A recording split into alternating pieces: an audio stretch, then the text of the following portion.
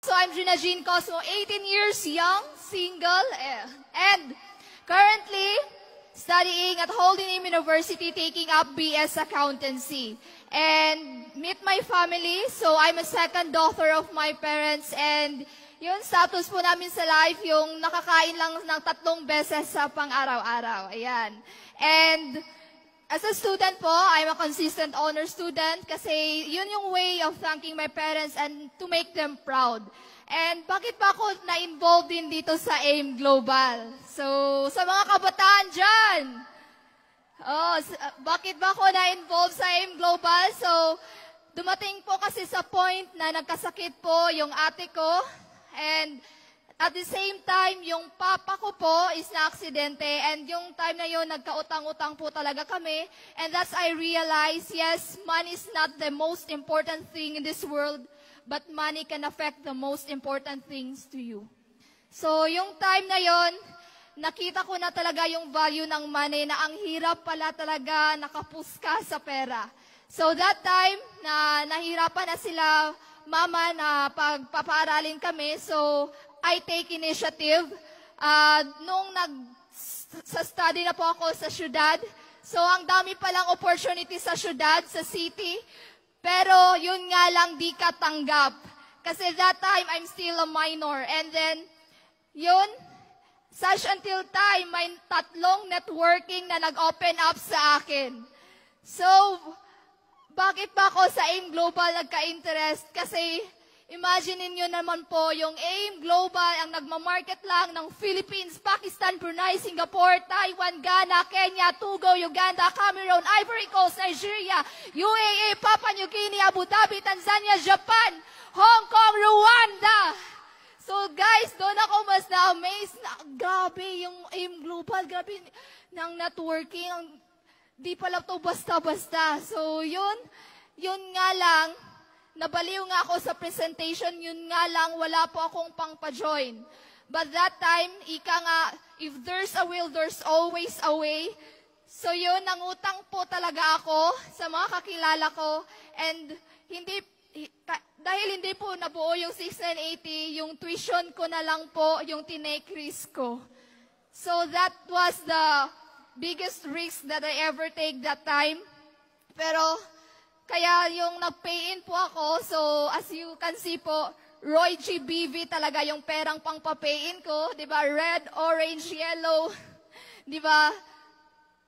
Blue, violet, yung kulay ng pinag-pay-in ko. Kasi nga, inutang ko po pa yun. At yung iba naman is tuition ko po. So, pero sabi nila nga, na try something, work hard at something, try to make change, nothing bad can happen. So, sa mga kabataan dyan, it's okay na kung mag-take ka ng opportunity o mag-take ka ng risk at na-fail ka, it's okay kasi ang dami pang time para maka-recover ka, ang dami pang time para mas maiwasan, mas matama mo yung mga mali mo. And ang tanong kasi dito, kung nag-take risk ka, what if you succeed? Ang bata mo pa, successful ka na. Diba? So yun ang nagpa-open up sa akin. So that time, yung nag-join ako, wala talaga akong alam kung ano tong networking. Basta, nasa isip ko lang, kikita ako. So that time, yung nag-attend na po kami ng training, doon ko nalaman na ganito palang gawin sa network marketing. So nag-attend po kami ng trainings. After school, pupunta po talaga kami ng trainings. Kasabayan ko yung mga estudyante din sa Bohol. And yun, pag nalaman na nagka-attend na po kami ng training, doon na po yung mga activities. And yun, first time ko din po outside Bohol. Nag-tour po kami sa Dumaguete kasi that time nakahit po ako ng income, 50,000 pesos. Okay lang ba yan? Yan. And yun nga, and first time ko din po na-treat yung parents ko, yung family ko. So, bakit ko sila trinit sa ganyang restaurant? Kasi that time na wala po, pupunta po kami sa mall na nag-ask lang yung kapatid ko, bakit daw hindi kami kumakain sa ganyang mga restaurant. So, hindi lang sumagot yung parents ko. And that time, ako yung na nakakaintindi sa parents ko. Kaya yung birthday ng bunso namin, so trinit ko yung family ko. So guys, and guys, ito din, so I'm happy and proud po na sasabihin sa inyo na first time ko din pong magka-gadget and first time na yung gadget ay yun, sarili kong perang ginagamit. So nice ba?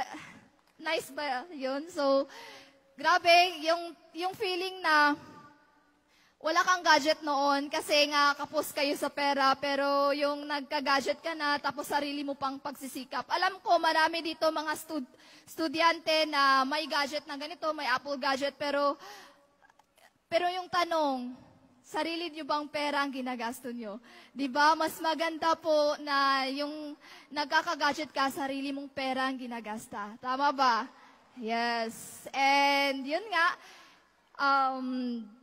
yung paghataw ko sa AIM Global, hindi ko na namalayan in just 3 months time. Noong April 17, 2019, fresh graduate po ako, naging cash po ako ng 100,150 pesos. And that time, guys, grabe, sobra kong baliw na baliw kasi hindi ko na-expect na magkakaganyan po ako ng kita. And that time, negative pa rin yung parents ko kasi nasa DTC pa yon. And that time, sinabihan ko talaga sa kanila na nag-income na ako ng 100,000. So sabi na nila, gawa-gawa lang yan sa company para mas hatawin ko to, tapos sila lang daw yung magkakapera. So yun, yung chineke ko na yung 100,000, na nandun talaga yung father ko, pumunta din sa BDO para masaksihan kung totoo pa talagang may lalabas na pera sa aking check encashment. And that time po, grabe yung hawak ko na yung 100,000.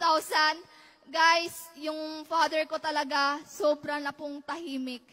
So, yun nakita na kasi niya na totoo talagang may pera sa AIM Global. And then, first time in my life din po na makapunta sa Manila. First time ko pong makasakay ng eroplano. First time ko pong pumunta dito sa Philippine Arena.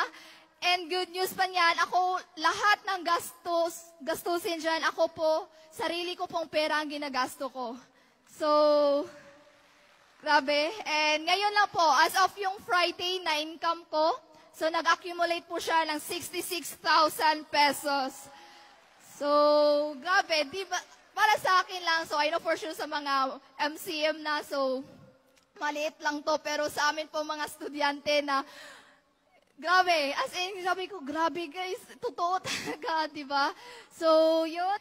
Guys, this is our time. Tama ba? Yes, we all have the energy. We all have the chance. Make use of it. Make earns from it.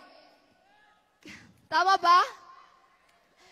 There were and there will be more challenges to come.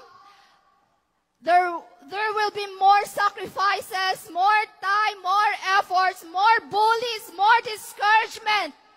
But after all, AIM Global will pay for it. So this is Juna Jean Cosmo po, leaving last message to all of you. Pwede po bang mabasa nating lahat? Yan, so do something today that your future self will be proud of. Thank you and more power. Wow!